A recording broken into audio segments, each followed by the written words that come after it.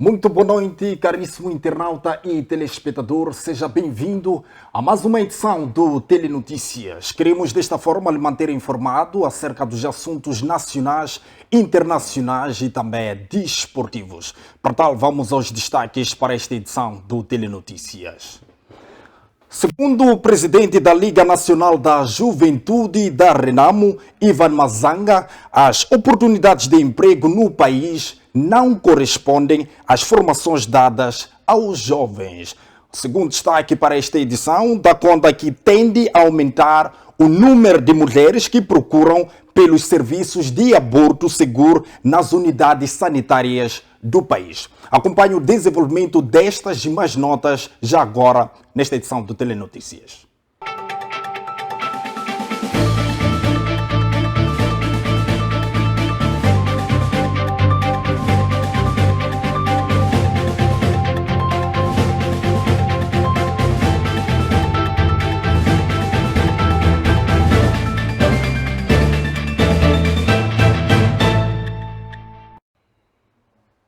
Mais uma vez, muito boa noite, assim caríssimo internauta e telespectador. Segundo o presidente da Liga Nacional da Juventude da Renamo, Ivan Mazanga, as oportunidades de emprego no país não correspondem às formações dadas aos jovens. Diz ainda que o Sistema Nacional de Educação, os currículos escolares e universitários estão desajustados em relação às necessidades da juventude. Ivan Mazanga falava à margem da eleição do presidente da Liga da Juventude da cidade de Maputo este sábado. A Liga da Juventude da Renamo realizou neste sábado a Conferência Provincial da cidade de Maputo com vista à eleição do presidente da Liga da Juventude da cidade de Maputo.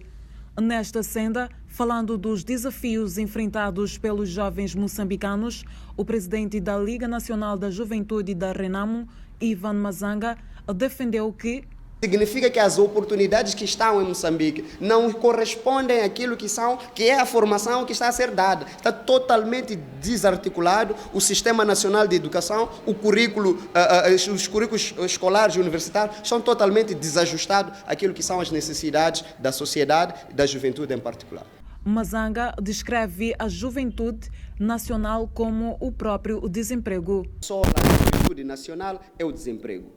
Nós vimos aqui, por exemplo, na cidade de Maputo, houve uma manifestação por cerca de 3.000 jovens que estavam à procura de emprego e depois não conseguiram ter esse acesso, depois de ter sido prometido 3 milhões de emprego por parte do Presidente da República, até agora já está a ir ao fim do seu mandato, ainda nem chegamos a 1 milhão de emprego. Isto mostra que esta governação está a fazer de tudo para frustrar aquilo que são as expectativas da juventude, está a governar a juventude como se fosse um campo de treino de promessas a não cumprir. Sobre a motivação da realização do evento, o presidente da Liga Nacional da Juventude da Renamo afirma: e nós queremos levar a juventude de uma forma massiva a participar vivamente do processo de tomada de decisão, que é o processo da eleição que vai iniciar em 2023 e 2024, que ambas as eleições vão culminar com a Renamo a governar este país como forma de trazer o bem-estar para os moçambicanos e para a juventude em particular. Tende a aumentar o número de mulheres que procuram pelos serviços de aborto seguro nas unidades sanitárias do país. A informação foi avançada pela Associação Moçambicana de Obstetras e Ginecologistas. Atualmente, as mulheres têm direito de decidir de forma livre e responsável o número e o momento certo para ter filhos. Com a legalização do aborto no país, o número de mulheres que procura pelos serviços tende a aumentar. De acordo com a MOG, as mulheres devem continuar a optar pelo aborto seguro, pois as unidades sanitárias garantem uma interrupção da gravidez de forma cuidadosa e segura. Há menos afluência de pessoas para procurar os serviços hospitalares por causa de complicações que advêm do aborto. Conseguimos ver, pelo contrário, mais pessoas à procura de oferta de serviços de aborto seguro. Então, significa que a mensagem está a chegar lá e as pessoas estão a acatar.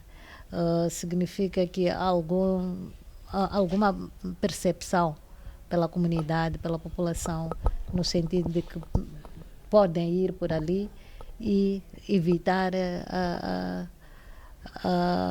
os abortos feitos na clandestinidade. A Associação Moçambicana de Obstetras e Ginecologistas acrescentou que os serviços de aborto seguro são gratuitos e, em caso de cobranças ilícitas, as vítimas devem denunciar.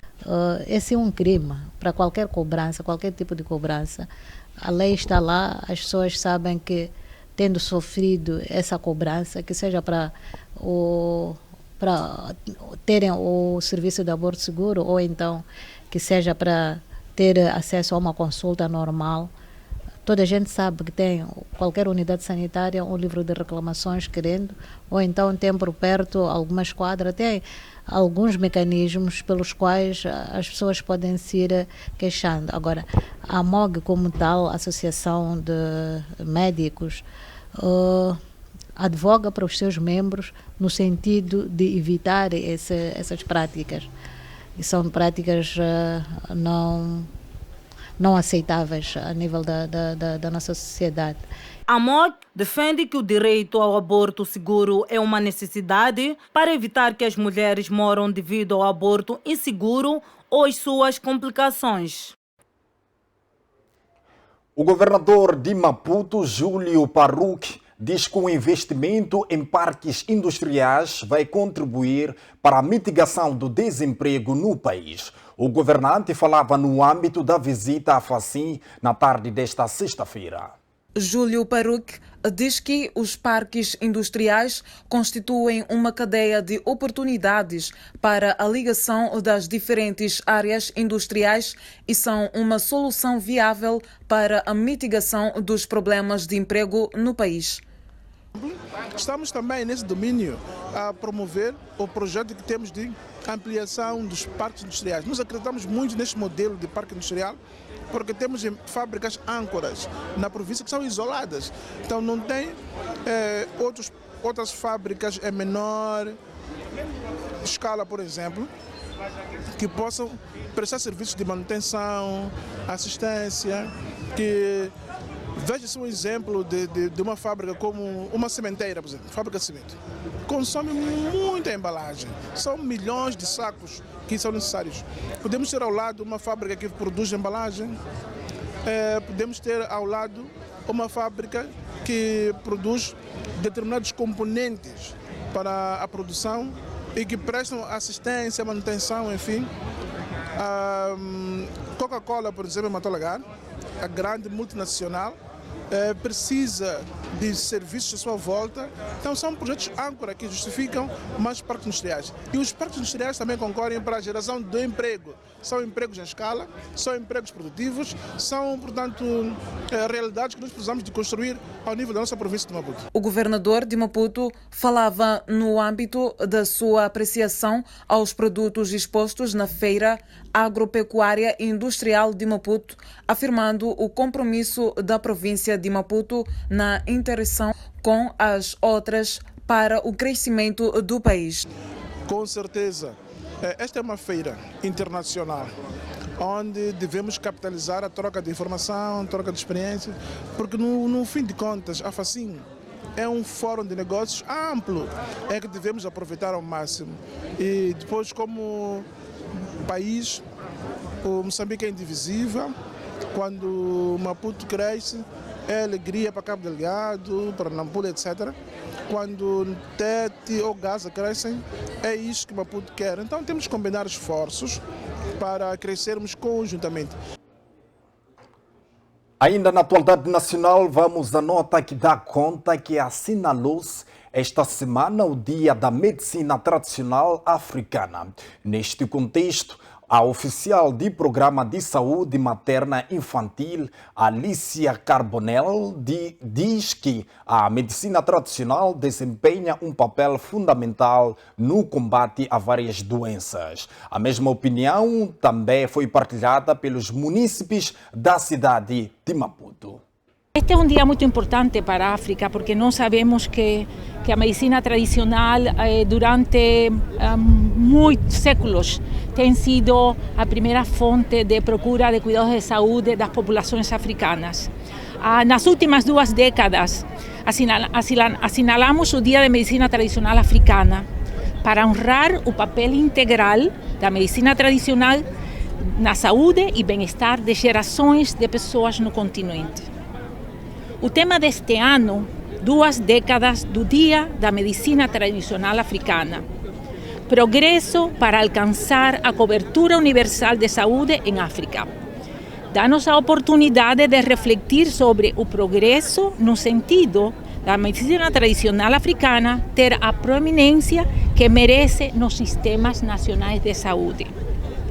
Desde que o Dia da Medicina Tradicional Africana foi estabelecido em 2003, o continente africano assistiu à implementação das estratégias regionais da OMS para a promoção e reforço do papel da medicina tradicional no sistema de saúde.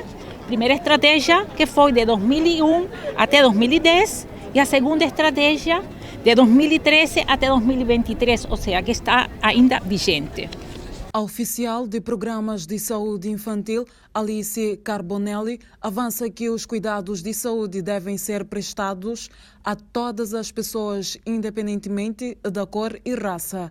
Existem evidências de que a medicina tradicional, quando incluída nos planos da cobertura universal da saúde, pode reduzir a pressão sobre o sistema e diminuir os custos. Lembrando que cobertura universal de saúde quer dizer todos, de qualquer idade, de qualquer raça, religião, condição física, social, devem ter acesso a cuidados de saúde, no momento em que precisem, sem que isto represente uma sobrecarga financeira para as famílias. Moçambique tem dado grandes passos para a integração da medicina tradicional no Sistema Nacional de Saúde, com a instituição da Direção Nacional de Medicina Tradicional e Alternativa a nível do Ministério. A política de medicina tradicional e estratégia da sua implementação em Moçambique. Um sistema de referência de pacientes entre os praticantes de medicina tradicional e os médicos da medicina convencional. E esforços para a proteção do conhecimento dos praticantes de medicina tradicional e proteção da biodiversidade. Segundo a nossa diretora regional, há indícios positivos dos sistemas de saúde tradicionais e convencionais que trabalham em paralelo para o bem dos seus pacientes e que os encaminhamentos de pacientes entre os 2 sectores agora estão a ter um lugar rotineiro em 17 países. Assim, entendem os munícipes da cidade de Maputo, que olham para a medicina geral como um dos meios importantes para o combate de várias doenças. Isso não sei, só que do momento que nós viemos na nossa inocência a usar e dizem que esses outros medicamentos vêm das raízes, acho do meu lado que pode curar, porque crescemos até a gente chegamos aqui graças a esses produtos. Essa é a raiz. Por isso eu acredito, sim. Acredito. Há 50 anos atrás, os nossos pais e avós dependiam disso. Então, não há nenhuma coisa que se fazia sem o hospital era lá. Andava 40 km, 50 km sem hospitais.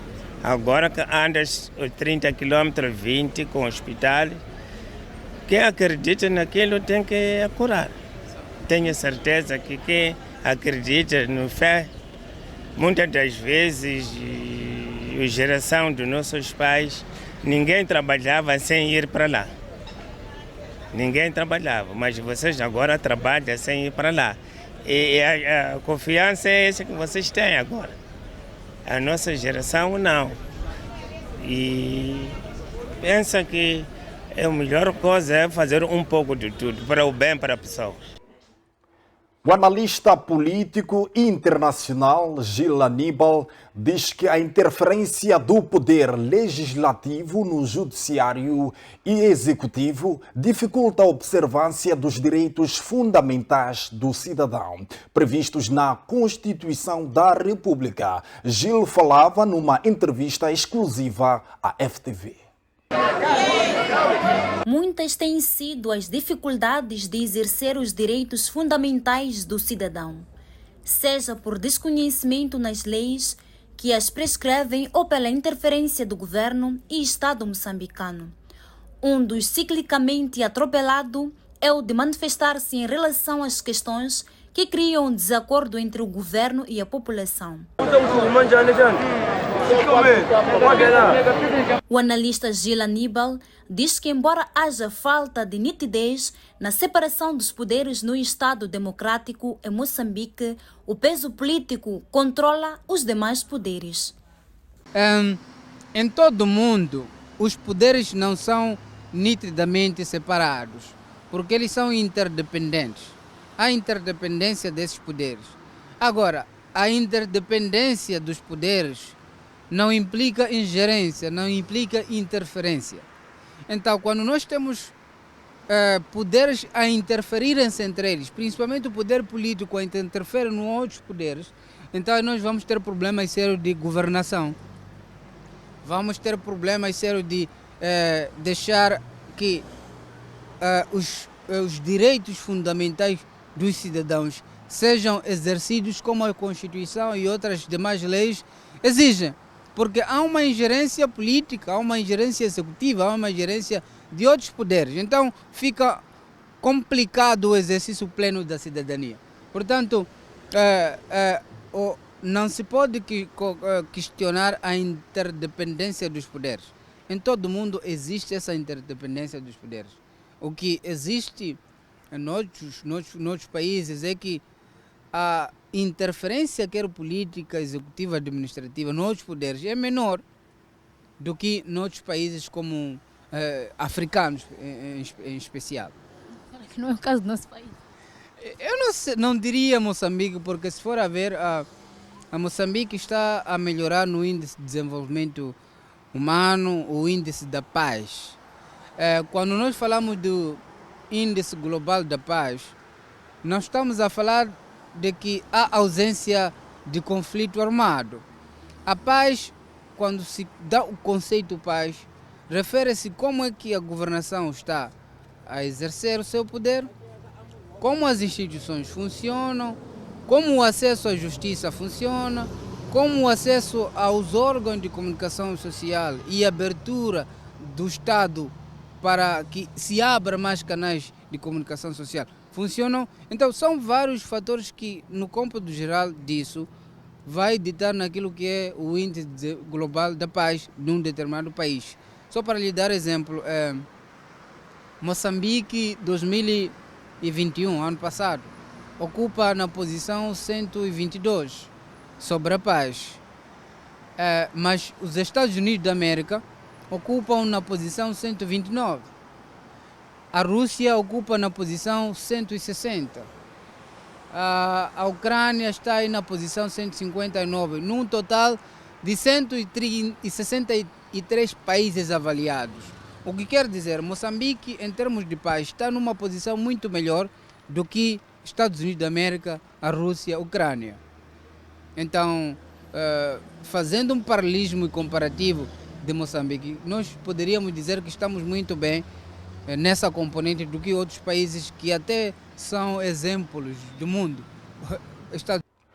Moçambique, em parceria com Portugal, trabalham na formação técnico-profissional para a capacitação do capital humano em resposta às necessidades industriais. A informação foi avançada nesta sexta-feira pela secretária do Estado da província de Maputo, Vitória Diogo, que referiu haver uma necessidade de conexão entre os institutos técnicos profissionais e politécnicos de Portugal para obter uma mão de obra preparada face à demanda industrial no país. Temos o grande desafio para atrair mais investidores para a área de embalagens, porque nós estamos a produzir muito e a questão das embalagens ainda temos um déficit. E depois, em relação a Portugal, fomos ao pavilhão de Portugal, estão todos os institutos politécnicos lá. Então temos que fazer esta conexão entre os nossos institutos técnicos profissionais com os institutos portugueses, porque nós queremos que a nossa mão de obra esteja efetivamente virada e preparada para responder à demanda da indústria, porque nós somos o gigante industrial de Moçambique. E houve reconhecimento por parte da delegação portuguesa das grandes potencialidades e o espaço que a província de Maputo ainda tem. Portanto, nós estamos de parabéns, mas nós queremos ver se trabalhamos com eles na melhoria do nosso capital humano. A secretária acrescentou ainda que a província de Maputo conta com 27 instituições técnicas e pretende convidar profissionais portugueses para a especialização de quadros que produzam tendo em conta as mudanças climáticas. São 27 instituições de ensino técnico profissional, das quais temos instituições públicas e com destaque para aquelas que estão no projeto para se tornarem centros de excelência. Temos o caso de Boane com 2 e a terceira já é o Instituto Industrial e Comercial da Matola, que também vai se tornar um instituto de excelência para a área de químicas, mecânica. Portanto, nós estamos a ser líderes, mas queremos convidá-los, porque ainda temos o Instituto de Moamba, para especializá-lo nesta componente de produção, mas capacitar os quadros para poderem produzir, tendo em conta as mudanças climáticas, culturas de resiliência, na produção de produtos para fornecer à indústria turística, porque estão mesmo ali com o polo de desenvolvimento turístico e queremos tirar quadros e profissionais prontos para fornecer à indústria, mas também para fornecerem produtos, para que os produtos não venham importados ou não venham de outras províncias, que sejam mesmo tirados ali daquele distrito. Fim, a fonte deixou ficar que já estão no país vários profissionais politécnicos de Portugal para a especialização em áreas como turismo, capacitação de formadores e de provisão de serviços. Nós agora vamos trabalhar, porque Portugal trouxe vários politécnicos, então queremos fazer esta conexão, esta gemelagem, mesmo para capacitar o nosso capital humano para poder responder à indústria. E a área turística é uma das áreas, a área de formação de formadores é uma da área e a outra área é da provisão de serviços, para estes institutos não só formarem quadros para o mercado de trabalho, mas também prestarem serviços por causa da autossustentação. Analistas do programa Análise Econômica da FTV acreditam que a classificação em alta do país da posição CCC para a posição CCC+, poderá possibilitar assim que é o país de receber mais financiamento externo. A agência de notação financeira Fitch Ratings elevou a posição de Moçambique no que diz respeito ao risco de crédito da posição CCC para a posição CCC+. Entretanto, os analistas do programa Análise Econômica da FTV discordam em relação às razões que possam explicar esta classificação em alta do país. De um lado, o acadêmico Gil Aníbal defende que as razões é que o governo está fazendo reformas que animam as corporações, Banco Mundial, FMI e mais outras corporações. Está cumprindo com os requisitos que esses setores exigem de um determinado governo. Não só Moçambique, todos os governos onde essas agências estão presentes exigem os mesmos requisitos. E Moçambique está a cumprir neste caso. Agora, o primeiro dado importante é que o abandono daqueles parceiros todos tinha uma motivação, mais gestão da coisa pública e ainda associada ao endividamento ilegal, que são as dívidas não declaradas, como assim são conhecidas. Agora, com o processo de julgamento, aprovação de normas como lei de branqueamento de capitais, todo aquele pacote de anticorrupção, isso anima a injeção de capitais. Por outro lado, o analista econômico Dulcídio Matimbi acredita que o início da exploração dos recursos naturais seja o principal ponderador para esta classificação positiva do país. O que acontece é que Moçambique, nesta altura, tem um boom do setor energético. Isto é que está a contar muito para a nossa situação. Eu não acho que esteja ligado à forma como nós gerimos a questão da dívida pública, julgamos as pessoas envolvidas nisto. Eu penso que são as perspectivas macroeconômicas que o país apresenta nesta altura que estão a pesar muito para que as agências de notação ou agências de rating estejam, ou a Fischer esteja a tomar esta decisão de passar Moçambique para o outro lado. Porque, como se percebe, o setor de gás daqui a pouco vai trazer resultados. E eles estão a olhar para essa questão e ver que Moçambique é um país que, a médio prazo, poderá estar em condições de... Agora, os outros elementos têm o seu papel, mas não acho que sejam esses elementos significativos que terão contribuído para que nós possamos trazer, porque as próprias leis de que nós estamos a falar ainda não foram aprovadas, ainda estamos a discutir, ainda não nos submetemos ao Parlamento, quer dizer, ainda estamos no meio de um conjunto de ideias. Exato. E não é isto que regula o comportamento macroeconômico. Contudo, esta classificação em alta coloca o país cada vez mais em uma posição favorável para a obtenção de crédito junto aos mercados financeiros internacionais, o que possibilita a colmatação do problema de insustentabilidade. Continuamos a trazer as notas nacionais. O chefe do Departamento Autônomo de Educação Cívica do IPAS, Elone Chichave, diz que a falta de registro das crianças dificulta a integração formal do cidadão na sociedade. O registro da criança é grátis até os 3 meses, sendo sujeito a multas desse tempo em diante. Para grande parte dos moçambicanos, a taxa de registro tem sido um calcanhar de Aquiles, pelo que optam por deixar as crianças crescerem sem identidade. Falando da importância do registro da criança, alguns munícipes da cidade de Maputo ressaltam. É importante, isso muito mais para preservar os direitos da criança. A criança tem direito ao nome, tem direito à família. Então o registro também contribui muito mais para isso, também para o controle da própria criança, né? O estado de saúde, essas coisas todas, como sabemos nós em todos os setores de atendimento, é necessário ter sempre um bilhete de identidade. Então, sendo assim, tendo esse bilhete de identidade que é feito pelo tal registro da criança, acaba tendo acesso aos serviços, aos serviços públicos nesse caso. A cada ser humano, nos seus primeiros dias, tem direito a nome, tem direito a seu título de propriedade. Então, esse é o mais direito de uma criança. Direito a nome, a seus direitos, através do seu nome é que vai se beneficiar. Sem nome não há como se beneficiar, sem nome. Então, desta forma, já sabemos que estaria já a exercer um ato de cidadania. É um ato de cidadania, que todo mundo deve exercer. Logo nos seus primeiros dias de vida, um ser humano tem direito a um título, que é o nome, uma propriedade individual. A criança tem que ser registrada porque tem que ter o nome do pai no registro. Elone Chichave diz que em vários distritos do país assiste-se problemas de inserção social por falta de documentação criada pela falta de registro das crianças. Por exemplo, se formos a sair do centro da cidade de Maputo, se chegarmos, por exemplo, a uma localidade ou a um posto administrativo de Namaz, não é?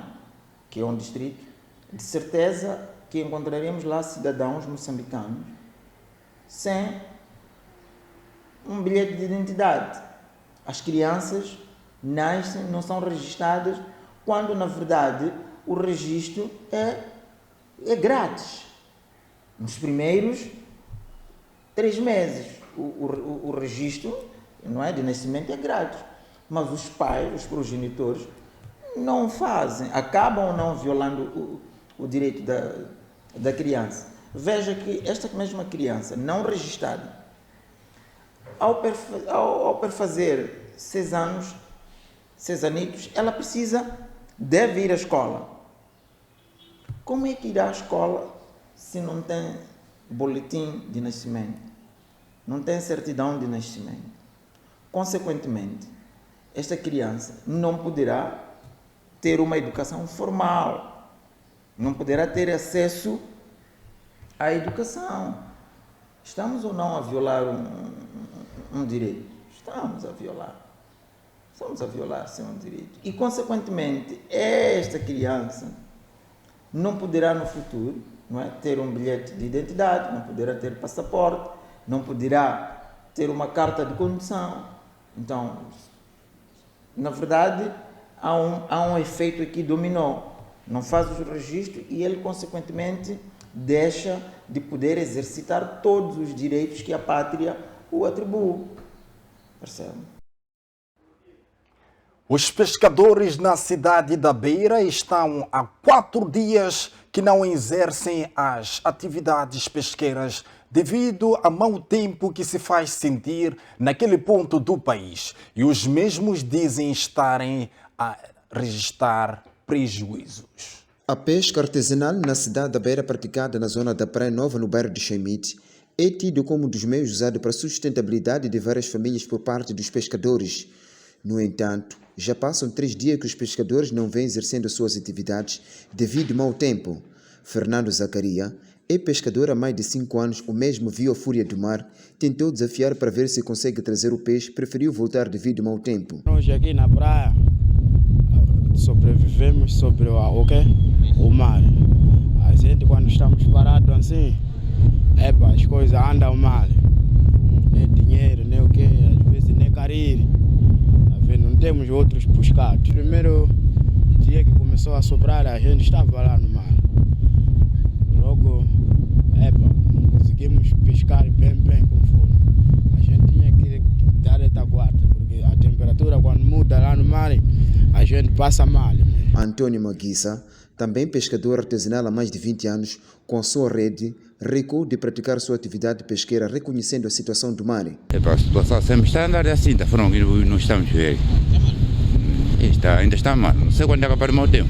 Assim como o mau tempo, nós não pesca. A questão é, para os vendedores de peixe nos mercados informais sem peixe há 3 dias, como é que fica? Estamos mal aqui, não temos nada há mau tempo.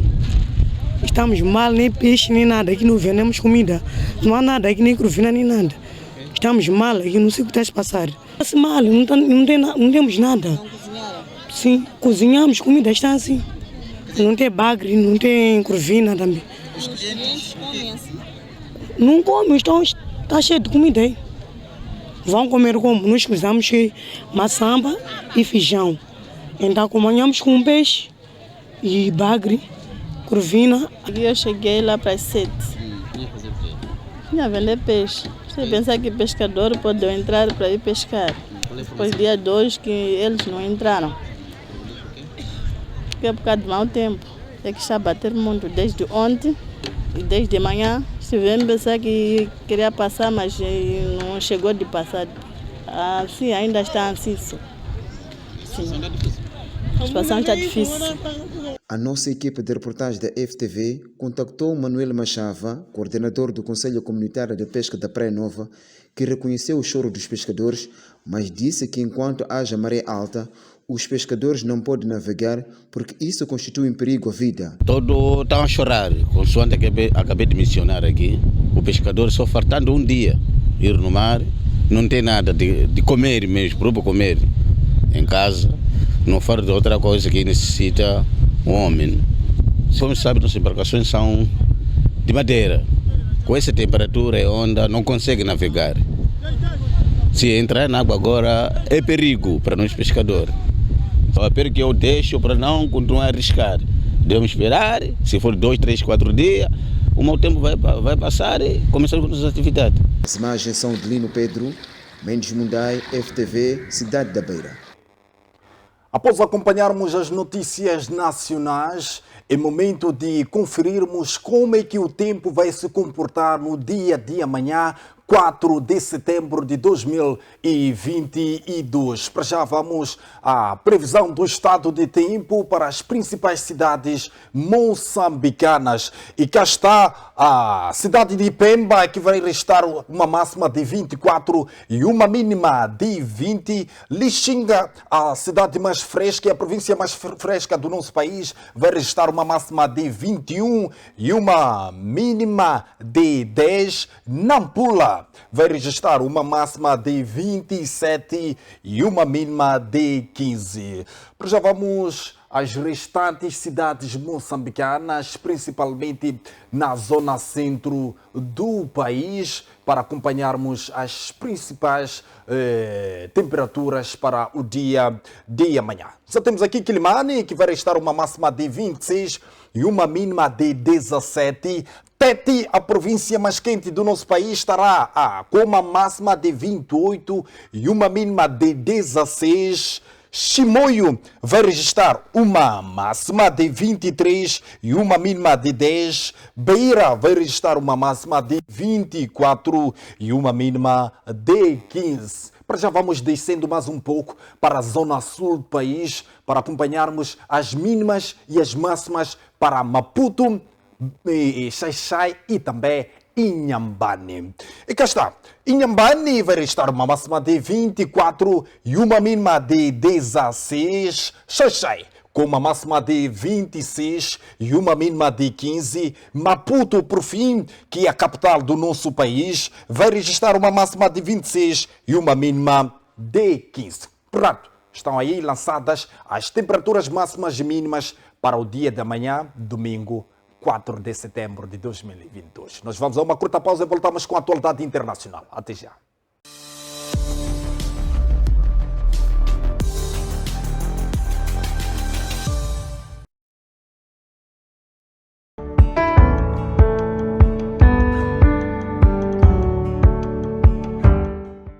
Caro telespectador, pensando em ti, a FTV traz o programa Viver a Vida, um espaço criado para reflexões sábias sobre como trilhar o caminho da vida com tranquilidade, optando sempre pelos atos certos. Trazemos momentos de debate com individualidades entendidas na teologia e outras áreas da ciência. Um homem não pode amar duas mulheres na mesma intensidade. E que esta família, quem tem mais poder, mais força, sou eu, porque eu é que mudo o apelido dela. Okay. Não é ela que muda o meu apelido.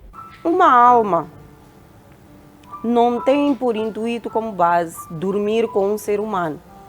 Porque quem dorme, quem tem relações sexuais é quem tem corpo. Música gospel, fortes mensagens através da poesia e mais.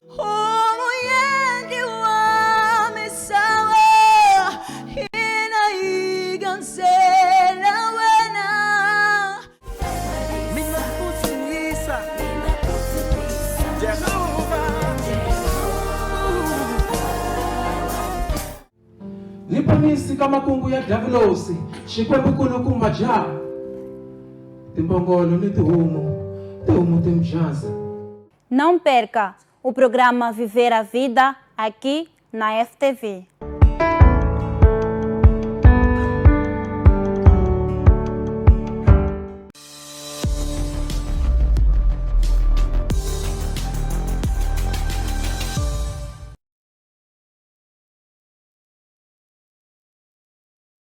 De volta à segunda e última parte do Telenotícias. Para já vamos acompanhar as notícias internacionais. O gasoduto Nord Stream 1 vai permanecer encerrado, não havendo previsões para a sua reabertura. Segundo um comunicado da empresa estatal Gazprom, o Nord Stream, que transporta gás para a Europa através da Alemanha, já não vai reabrir no sábado como estava previsto. vai continuar encerrado até que uma turbina seja reparada, pois, de acordo com o documento, o Gazprom descobriu fugas de óleo durante os trabalhos de manutenção que estão ainda a decorrer e que tinham duração prevista de 3 dias. O problema, segundo a Gazprom, foi detectado na estação de compreensão de Portovaia, na cidade de Viborgo, na Rússia, onde o gasoduto é abastecido. De acordo com a empresa alemã Siemens, que foi a responsável pela manutenção do gasoduto, este tipo de fugas não costumam ser uma razão técnica para desligar uma turbina, pois podem ser vedadas numa operação de rotina. A empresa germânica defende que existem turbinas suficientes na estação de Portovaia para o gasoduto voltar a reabrir. A Comissão Europeia já se pronunciou. No Twitter, o porta-voz Eric Mama acusou a Rússia de cinismo e recorrer a falsos pretextos para suspender o fluxo de gás para a União Europeia. O anúncio da Gazprom na tarde desta sexta-feira, que encerrará novamente o Nord Stream 1 sob pretextos falsos, é mais uma confirmação da sua falta de confiabilidade como fornecedor, escreveu. Os ministros das Finanças do G7 anunciaram esta sexta-feira terem chegado a um consenso para se implementar um teto máximo ao preço do petróleo russo. O objetivo do grupo das 7 maiores economias do mundo é evitar que a Rússia continue a lucrar com a guerra na Ucrânia, que acabou por abalar os mercados financeiros e energéticos mundiais. No entanto, não é o único argumento que utilizarão para impor a medida a outros países. O ministro alemão das Finanças, Christian Lindner, anunciou que aqueles que transportam petróleo russo ou produtos derivados do petróleo por via marítima, por exemplo, já não podem contar com o seguro de navios da União Europeia.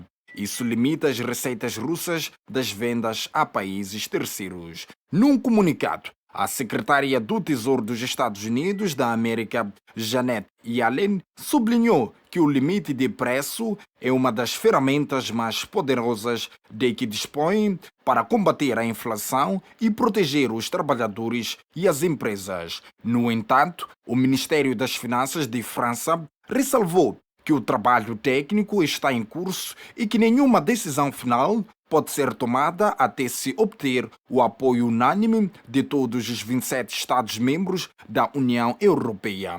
Antes mesmo de ser oficializada a medida, a Rússia, por seu lado, já havia classificado como completamente absurda. O Kremlin avisou que se recusaria a vender petróleo a países que impuseram um limite nos preços.